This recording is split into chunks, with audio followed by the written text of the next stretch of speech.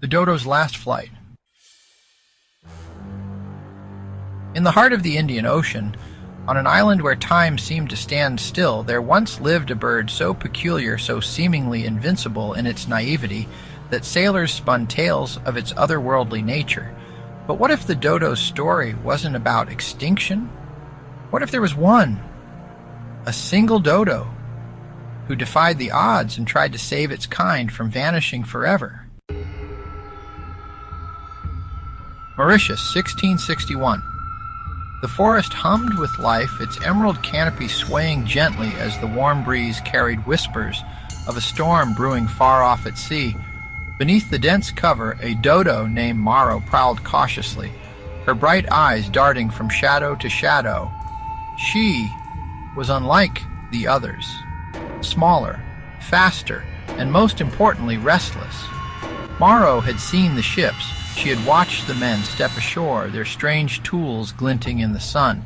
She had smelled the acrid smoke of their fires and heard the yelps of their hounds prowling the underbrush. Her kind, slow, and trusting, had waddled straight into the path of destruction, offering no resistance.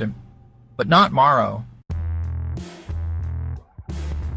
One evening, as the forest echoed with the cries of another lost flock, Maro took to the highest point of the island, a rocky outcrop overlooking the shore. For months she had been collecting shiny shells, jagged stones, even a weathered piece of driftwood. They were tools, primitive, yet purposeful, and tonight she would use them. She had a plan. The sailors' camp was dimly lit, their laughter slurred with drink. Maro crept forward, her clawed feet silent against the soft earth. One by one, she used her beak to pry open their supply crates, scattering salted meat and dried grains across the ground. The hounds, distracted by the feast, ignored her as she moved to the heart of the camp, a cage where two dodos cowered, their feathers dull and eyes vacant. With a strength belied by her compact frame, Maro shattered the cage's lock using her collection of stones.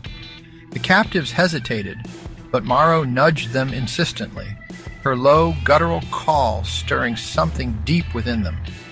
They followed her, their clumsy steps growing steadier as they fled into the forest. The storm broke as dawn approached, thunder drowning the shouts of angry sailors. Maro led the freed dodos to a hidden cove where she had found safety before, a natural fortress of jagged cliffs and hidden caves. For weeks they lived in secrecy, evading both man and beast, their numbers growing as Maro rescued more of her kind. But Maro's fight wasn't over. She had seen what the sailors sought, eggs. Generations of her kind rested in fragile shells, and without them her species would fade. One night, beneath a pale moon, Maro embarked on her riskiest mission yet, to steal back the eggs taken from their nests. Would Maro outwit the sailors once again, or would her courage lead to her ultimate sacrifice?